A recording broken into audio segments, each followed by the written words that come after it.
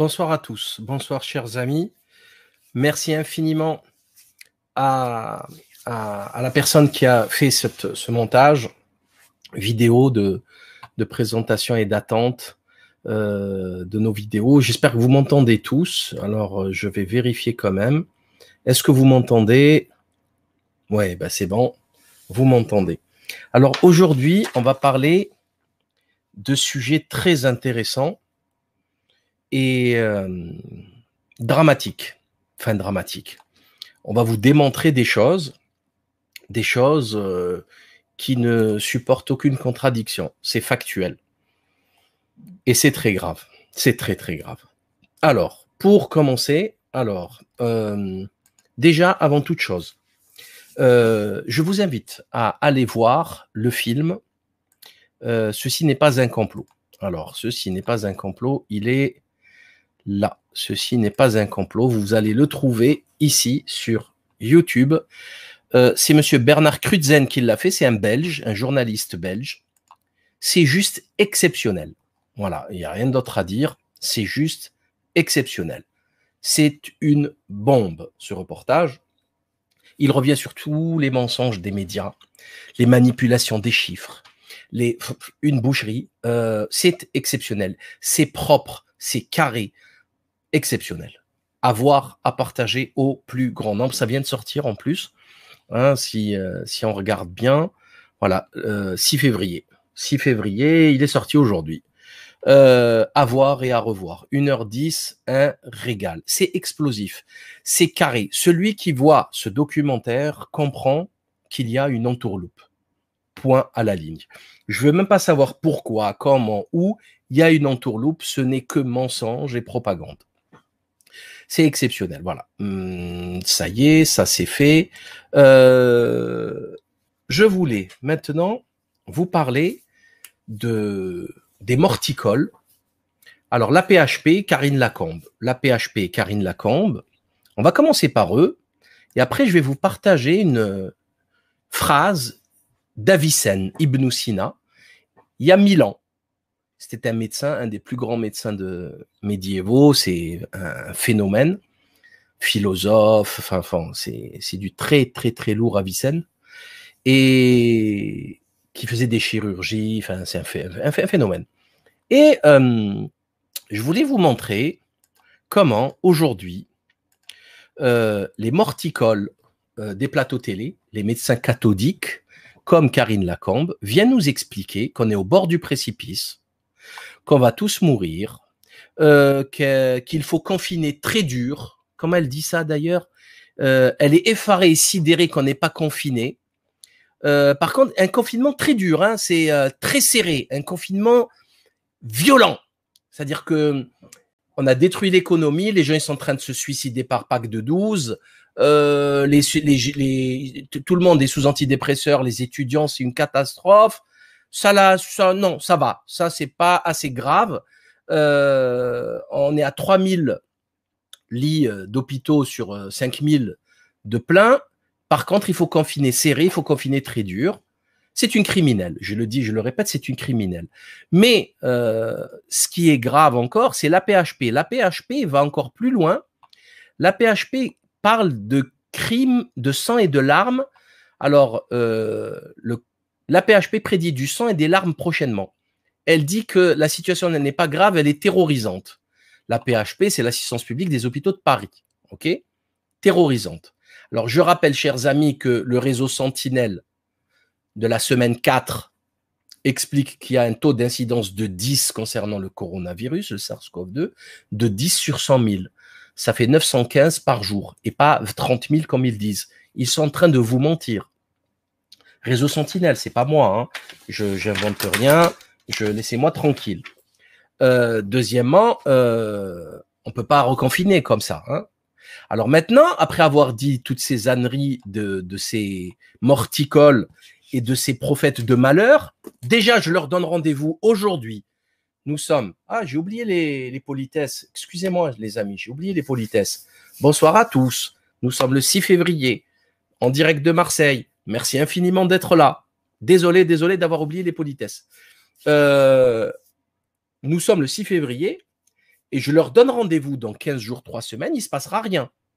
Ils veulent faire les prophètes du malheur, nous, on va faire les prophètes de bonheur. OK? Bon, on prend rendez-vous, c'est simple, on prend rendez-vous. On est le 6 février, on prend rendez-vous fin février. Puisque les contaminations sont là aujourd'hui, donc 2 semaines, 3 semaines, c'est la cata à l'hôpital. On prend rendez-vous aujourd'hui. Alors, puisqu'on en est là, et qu'on est entouré de psychopathes et de malades mentaux et de menteurs professionnels, d'incompétents notoires. Elle a tout raté hein, dans sa carrière covidienne. Hein. Elle a tout raté dans sa carrière covidienne. Elle a raté l'essai Discovery, elle a raté le Remdesivir, elle a raté Coviplasme, elle a tout raté. C'est une incompétente notoire. Normalement, elle n'a même pas le droit à la parole sur les plateaux télé. Pourquoi elle passe sur les plateaux télé? Regardez, ceci n'est pas un complot. Le documentaire, vous allez voir, c'est exactement la même chose en Belgique, la même chose. Ils prennent les pires et ils recommencent. Alors maintenant, je vais vous parler, puisque ces gens sont super intelligents, c'est des chefs de service, etc., on va leur rappeler une phrase de Ibn Sina, Avicenne. الوهم نصف الداء والاطمئنان نصف الدواء والصبر بداية الشفاء. Déjà, à la base, c'est de la poésie. Ça vous dit déjà le niveau. Vous voyez Karine Lacombe ou Gilbert Deray faire de la poésie sans déconner entre nous. Bon. C'est-à-dire la peur, c'est la moitié de la maladie. L'imagination, c'est exactement ce qui se passe avec le Covid-19. On fait peur, on terrorise les gens. Ils tombent malades tout seuls. La confiance, pas la confiance, quand on rassure quelqu'un, c'est la moitié du médicament, l'effet placebo. L'effet placebo. Il y a 1000 ans, Ibn Sina, il avait tout dit. La patience, c'est le début de la guérison. C'est-à-dire, on est malade, le médecin il vient, il nous réconforte, il nous donne un traitement. Après, en patience, le temps de la guérison, parce qu'il faut du temps, vous imaginez bien. Donc ça, c'est un savoir qui a 1000 ans. Et là, aujourd'hui, ces abrutis, ces criminels, qui sont en train de tuer de l'hypochondriaque, de rendre fous les gens, ils sont en train de faire l'inverse. Ce ne sont pas des médecins pour moi. Ce sont des criminels. Ça n'a rien à voir avec la médecine. Voilà. Même si la maladie est très grave, ils n'ont pas le droit de faire ça parce qu'ils terrorisent tout le monde. Et de quel droit d'ailleurs ils passent sur les plateaux télé? Ça aussi, c'est un autre mystère de la vie. C'est un autre mystère de la vie. Pourquoi eux et pas les autres? Bon, donc c'est très important. Vous avez vu, on vous a démontré encore une fois comment, pourquoi ces gens sont fous en fait. Ils sont fous à lier. Et c'est pas la première fois que ça arrive. C'est pas la première fois qu'ils nous font le coup de la dramaturgisation de la fin du monde, et on n'a toujours rien vu. Hein, ok, bon. Autre mensonge de ces guignols. Gros mensonge, big mensonge. L'OMS, chers amis, appelle. Après, je vais vous rappeler le mensonge de ces guignols. L'OMS, 4 février, il y a 2 jours, avant-hier, l'OMS appelle un partage des technologies entre les laboratoires pour pouvoir fabriquer plus de vaccins. Et je ne sais pas si vous vous rappelez, chers amis, au début de la commercialisation des vaccins, juste avant, nous a fait plein de vidéos. Tous les scientologues de fake, no fake med, les éloticiens, etc., tous ces pitres-là, ils nous ont fait plein de vidéos en nous expliquant que mais c'est normal que ça aille aussi vite.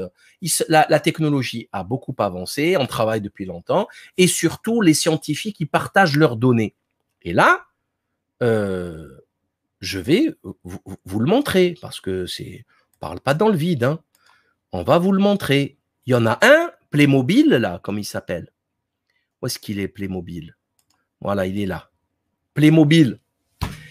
Il nous a expliqué. Alors, attendez, je vais vous le repasser avec le son.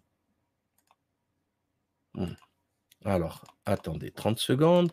Il est où, Playmobil? Il est où? Il est là. Il est là. Une espèce de course Voilà. commune sur la connaissance scientifique. Et tout ça, ça a permis d'aller beaucoup plus vite. C'est-à-dire, s'il y a des équipes qui étaient un peu en retard, bah, elles bénéficiaient aussi des avancées des autres équipes. Menteur, Playmobil, faut pas mentir. C'est pas vrai. Parce que c'est tout simple. C'est une question de pognon, c'est des milliards. Il y a des brevets, là, ça rigole pas. Là, c'est à couteau tiré, les gars. Là, c'est Jack l'Éventreur contre Attila et Gengis Khan, là. C'est la guerre totale. D'ailleurs, c'est tellement la guerre que l'OMS les appelle à partager leur science, etc., pour, soi-disant, fabriquer, etc., les vaccins. Est-ce que vous voyez, encore une fois, chers amis, la preuve factuelle des mensonges de ces voyous qui mentent effrontément au public? Diffusion de fausses nouvelles, c'est des professionnels de la fake news. Et c'est, voilà, 1 mois après, 2 mois après, vous avez l'OMS qui explique, mais de toute façon, on n'avait pas besoin de l'OMS entre nous, franchement, il faut être stupide pour attendre cette déclaration de l'OMS. Ce sont des labos qui se tirent, je sais pas, enfin, il y a de l'espionnage là, enfin, ils sont sans pitié hein, entre eux, hein, il n'y a aucun souci. Bon. Ensuite, excellente nouvelle. En Italie, excellente nouvelle, mais en France, non, pas trop, puisque c'est encore le cas. Alors, si vous permettez, je vais essayer de retrouver cet article qui est là. Voilà. Alors, en France, en Italie, pardon, le Conseil d'État italien a donné raison à un enfant qui avait de grosses difficultés à l'école à cause du port quotidien du masque. Et ils ont gagné. Donc là, ça va faire jurisprudence et c'est exceptionnel. Donc le port du masque obligatoire en Italie, c'est fini. C'est terminé chez les écoliers de 6-10 ans. Et en France, comme vous pouvez le voir sur cette image, on a eu de très graves, enfin c'est même pas très grave, ils ont fermé l'école. C'est à Pernes-les-Fontaines, étrange épidémie à l'école primaire. Les minots, bon, ça vous rappelle que je suis Marseillais. Donc, les minots, ils s'endorment à n'importe quelle heure, ils sont épuisés, ils ont la tête qui tourne, etc., etc. Alors, ils se sont dit, est-ce qu'il y a une fuite de gaz ou je sais pas quoi? Ils ont fermé parce que c'est panique générale. Mais en fait, on le sait, c'est le masque, quoi. Hein, c'est une évidence. Donc, voilà une raison pour que les parents ne se laissent pas faire et réagissent pour sauver leurs enfants. Bon, je vous le dis, je finirai la vidéo avec l'affaire McKinsey. Par contre, je vous réserve du très, très, très lourd. Okay, on n'aura pas pour longtemps, peut-être un petit quart d'heure, mais c'est explosif. Voilà, c'est du C4. Donc, voilà, donc c'est une excellente nouvelle. Je vais enlever ces écouteurs puisqu'ils ne me servent là plus à rien. C'est une excellentissime nouvelle. Il faut continuer dans ce sens-là. Vous verrez, ce n'est qu'une question de temps. D'ailleurs, j'ai posté un dessin que j'ai beaucoup aimé, comment vous voyez, qui est trop bien. Vous allez le voir maintenant dans 30 secondes s'afficher à votre écran. C'est celui-ci. Vous le voyez? Voilà. C'est celui-là. Aujourd'hui, on est peut-être, et encore, je crois qu'il est faux aujourd'hui, on est beaucoup plus nombreux, et le gouvernement le sait. Aujourd'hui, on est, voilà, en haut, et demain, ça sera l'inverse. Et je vous garantis, là, les morticoles, on a tout enregistré. Vos déclarations, capture écran de vos tweets. Ça sert à rien de les effacer après les tweets. Hein. On vous a à l'œil depuis un moment, on a tout enregistré et vous finirez tous dans un tribunal populaire. On va bien rigoler. On va voir votre morgue et votre arrogance si elle sera encore là à ce moment précis. Alors, qu'est-ce que je voulais dire aussi? Oui, là, il y a un scandale quand même de malade, de taré, c'est Sanofi. Sanofi, et là, il y a une réflexion à avoir justement avec McKinsey, qui est phénoménale, parce que là, on parle de beaucoup d'argent. Qu'est-ce qui se passe? Sanofi a fait 340% de progression de son bénéfice parce que, entre autres, elle a revendu Régénérant, son entreprise aux Américains. Donc, elle a encaissé beaucoup d'argent et elle s'est fait 12,3 milliards d'euros de bénéfices, comme vous pouvez le voir à l'écran. C'est beaucoup, beaucoup, beaucoup d'argent. D'accord? C'est énorme. Et sauf qu'il y a un problème. Il y a un problème, il y a un énorme problème. C'est que Sanofi est en train de licencier plein de chercheurs. Sanofi a profité du crédit impôt recherche, d'argent public. Sanofi a profité aussi de l'argent de la recherche publique pour rechercher un vaccin. Sanofi n'a pas produit de vaccin. Ok? C'est problématique. C'est très problématique. Sanofi se fait des milliards de milliards de milliards d'euros et l'argent disparaît et les Français se retrouvent au chômage. Et qu'est-ce qu'il se passe en fin de compte si on réfléchit 30 secondes? Pas besoin de réfléchir plus longtemps, franchement, entre nous. C'est que l'argent du trésor, enfin le trésor public est en train de se vider. Ok? C'est en train de se vider. Ils sont en train de nous faire les poches. C'est aussi simple que ça. Ils sont en train de nous faire les poches parce que on leur donne des sous. Eux, ils les investissent ailleurs ou ils les font sortir dans les optimisations fiscales via les paradis fiscaux. Et ça ne revient pas dans les caisses de l'État. Et on va le voir avec McKinsey, entre autres. Et ça, à un moment donné, quand vous faites ça tout le temps, quand tout le monde fait ça, notamment les entreprises du CAC 40, à un moment donné, on aura les caisses vides. D'ailleurs, il y a un autre scandale énorme. Enfin, c'est même pas un scandale, c'est tellement stupide, c'est tellement débile que tout le monde, là aussi, peut le voir, le constater. Regardez, ça c'est un article de Russia Today.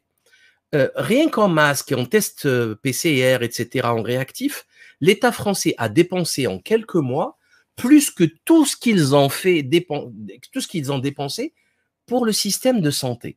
C'est des milliards d'euros qu'on ne voulait pas mettre dans le système de santé. Et avec la désindustrialisation de la France, voilà, vous voyez, voilà. La France a importé 10,3 milliards d'euros de produits liés à la crise sanitaire, dont presque 6 milliards pour les masques, que pour les masques. Est-ce que vous vous rendez compte? Est-ce que vous vous rendez compte le délire?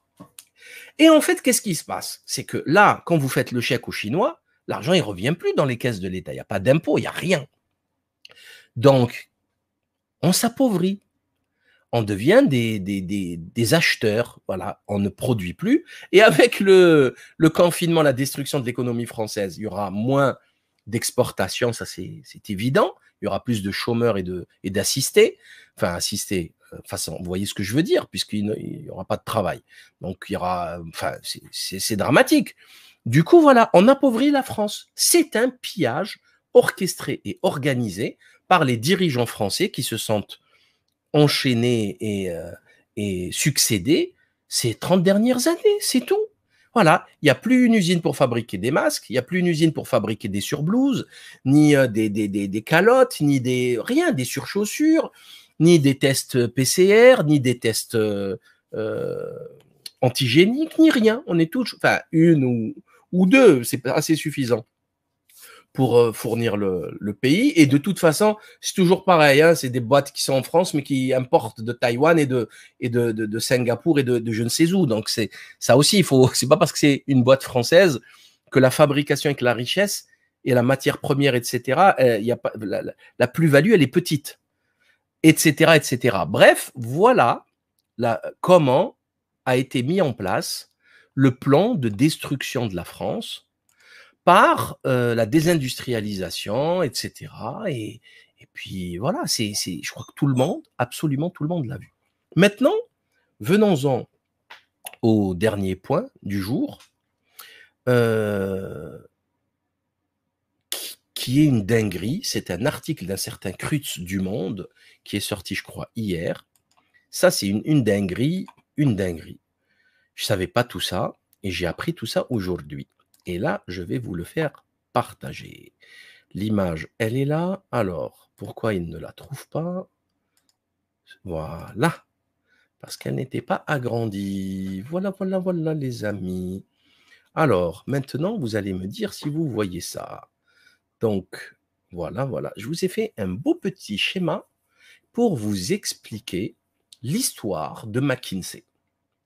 En fait, Macron, c'est le produit de McKinsey. C'est clair. Macron, c'est le président de McKinsey. Rien d'autre. Rien. C'est eux qui l'ont mis en place. Alors, on va faire un petit...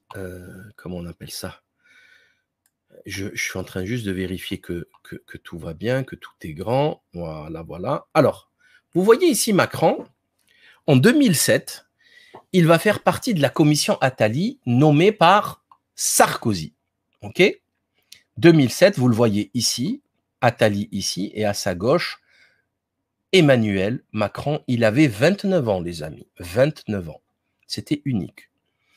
Et en 2017, lors des Macron Leaks, de la fuite des mails internes de La République En Marche, ils ont trouvé dans les échanges de mails entre l'équipe de Macron et McKinsey 20 partners de McKinsey.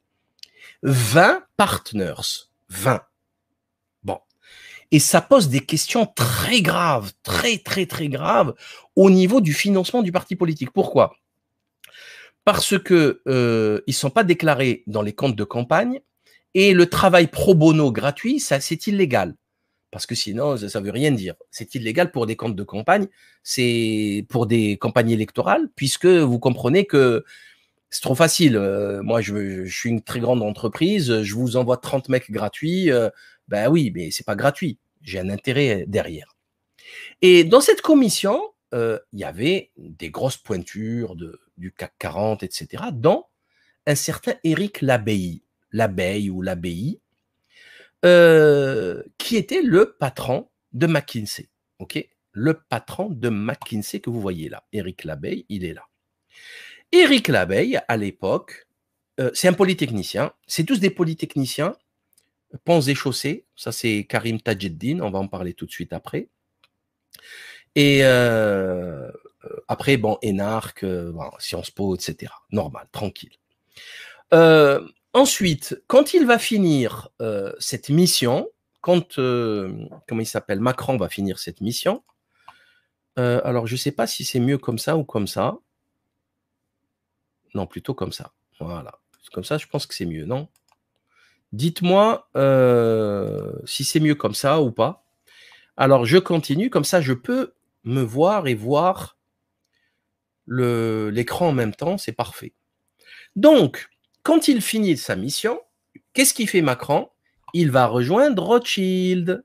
OK? Et qui va prendre sa place dans la nouvelle commission en 2010, je crois, de Sarkozy, la deuxième mission Attali, c'est Thierry Cazenave, hein, qui deviendra directeur adjoint du cabinet du ministre Macron 2016, qui était ministre de l'économie de François Hollande, ok, et qui va écrire en 2016, hein, regardez ça, un livre qui s'appelle L'État en mode start-up, la Startup Nation. L'État en mode start-up.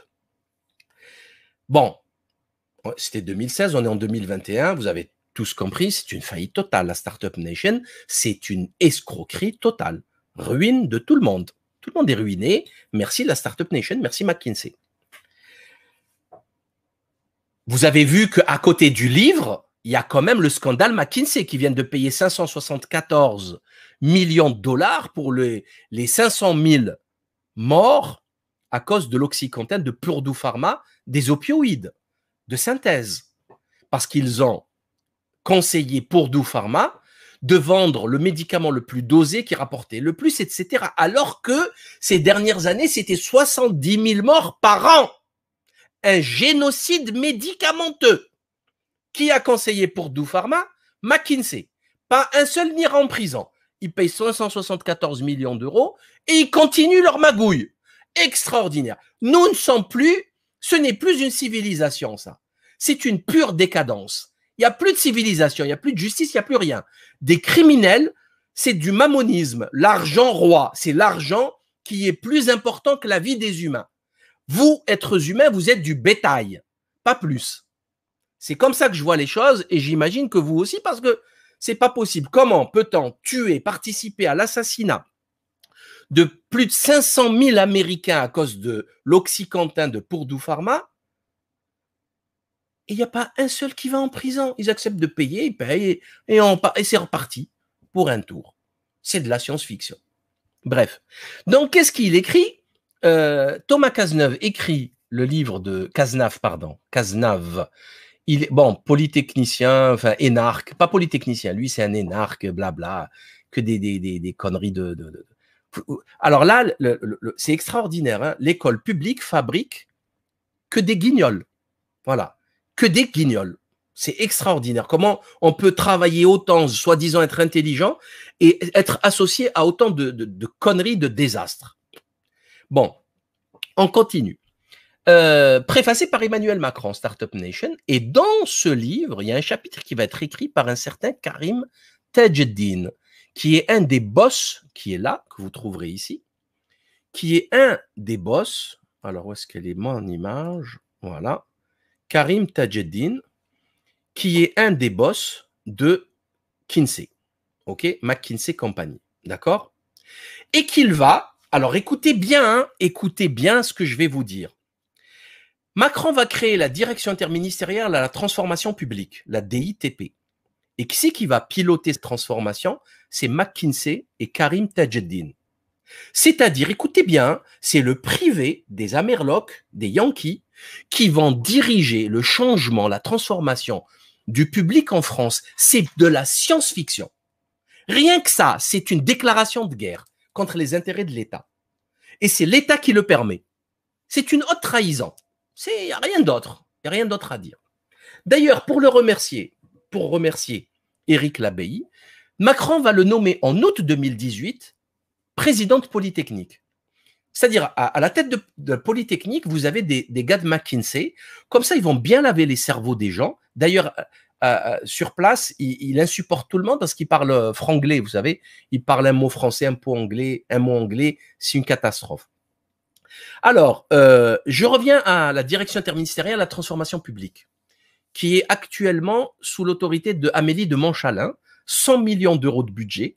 Ils en ont dépensé 30 millions. Alors, ils n'ont pas l'obligation de faire des marchés publics.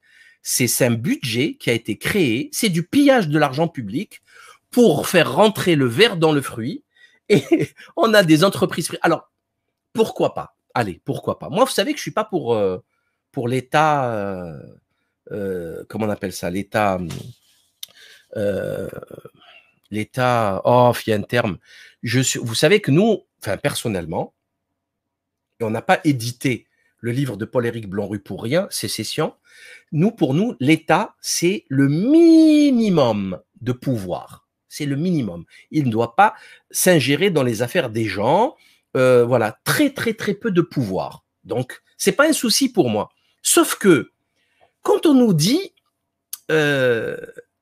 McKinsey change la politique publique de l'État, ça se fait toujours dans un sens. Est-ce que le public, il s'est déjà ingéré dans les affaires de McKinsey? Jamais.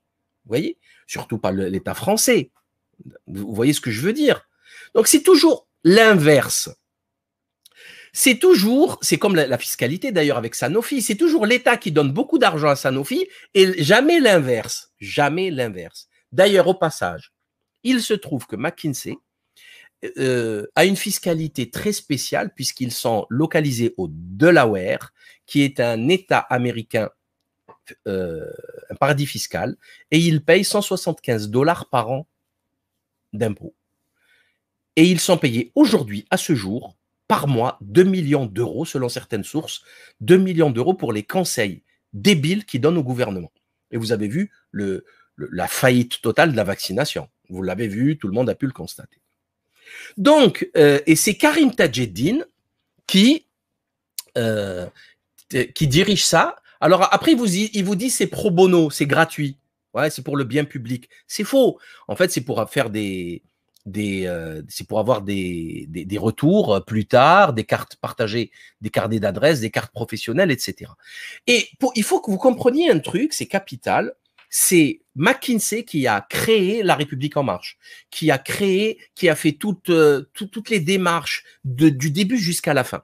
D'ailleurs, c'est un copain un très bon copain à Macron, Karim Tadjeddine, qui est très puissant, comme vous pouvez le voir à l'écran, et qui lui avait même proposé, parce que vous savez, les dons, ils sont limités à 7 500 €, et 7 500 €, c'est pas beaucoup. Alors, il lui a proposé de lui faire un prêt perso. Un prêt perso, qu'est-ce que ça veut dire, ça? Ils ont tout misé sur Macron. Ils ont tout misé sur lui. Le fameux mot disruption, ça vient de McKinsey. Tout vient de McKinsey. C'est des dizaines de partners de McKinsey qui ont travaillé pour La République En Marche. Des dizaines. Et ensuite, ils se sont retrouvés. Un, il s'est retrouvé dans le cabinet de Mounir Majoubi. L'autre, il s'est retrouvé dans... Vous voyez, ils font les chaises musicales. Ils se baladent d'un coin à l'autre et ils ont fait c'est une mainmise sur l'État et sur les affaires de l'État. C'est catastrophique. OK? Voilà. C'est, je sais pas comment. D'ailleurs, vous voyez, Éric Labéie, il a été remercié, les autres aussi. Chacun y trouve son poste. Là, maintenant, il nous explique comment faire pour la logistique des vaccins, je ne sais quoi, etc., etc., etc. La situation, chers amis, est dramatique. Elle est dramatique. Elle est gravissime. Ces gens, en fait, il n'y a plus de démocratie, là. Il n'y a pas de démocratie. Et après, on apprend depuis 2-3 jours que McKinsey, bon, on le savait, j'en ai déjà parlé dans ces vidéos, j'imagine que je vous apprends rien quand je vous parle de McKinsey impliqué dans le scandale de Purdue Pharma et de l'oxycodone. Et on apprend que pour ne pas avoir de problème palais en prison, il paye près de 600 millions, plus d'1,5 milliard d'euros d'arrangements avec 3 États, je crois, New York, la Californie, enfin, il y a 3 États pour ne pas avoir de... Et c'est pas fini. Il y a d'autres États qui vont les attaquer. On a 52 ou je ne sais plus combien d'États américains. Donc, c'est pas fini l'affaire McKinsey. Hein. Et du coup, si on réfléchit, chouïa, un peu, pas beaucoup, il ne faut pas réfléchir beaucoup, ça fait mal à la tête, il faut réfléchir un peu, ça suffit.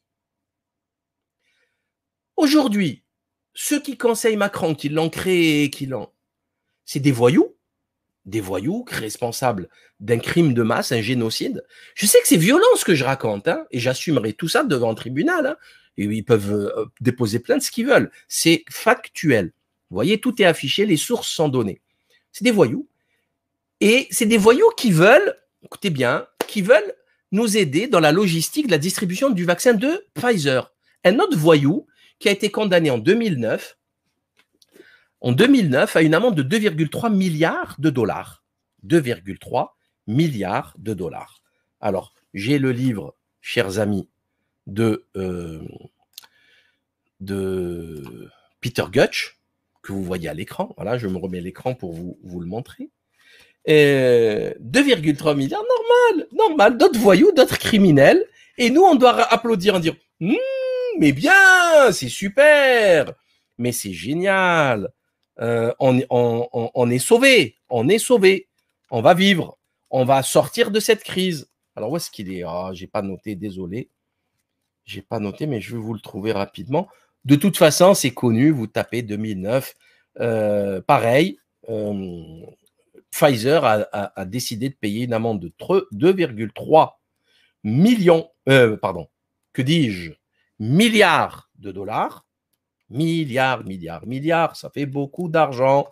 Pour avoir trafiqué des études, vendu des médicaments qui ne devaient pas être vendus. Je ne le trouve pas, désolé.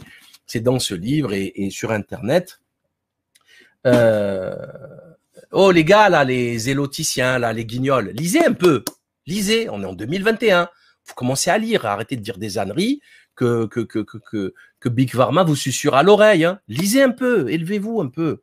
Remplissez-vous les neurones un peu. Ça suffit, là, l'Internet, ça abrutit, l'écran, ça abrutit, les livres, le papier, ça rend intelligent.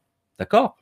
Donc voilà, les amis, c'est extraordinaire. C'est extraordinaire à quel point la société est décadente, complètement corrompue, dirigée par des guignols au minimum, des voyous au maximum, des criminels complices de meurtres de masse avec ces Big Pharma.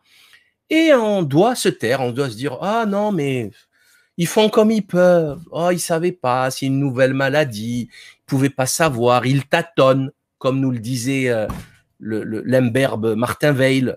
Ils tâtonnent. Le gouvernement tâtonne. McKinsey, vous croyez qu'il tâtonne, McKinsey? Hein? Vous voyez avec qui on, vous voyez qui y a derrière?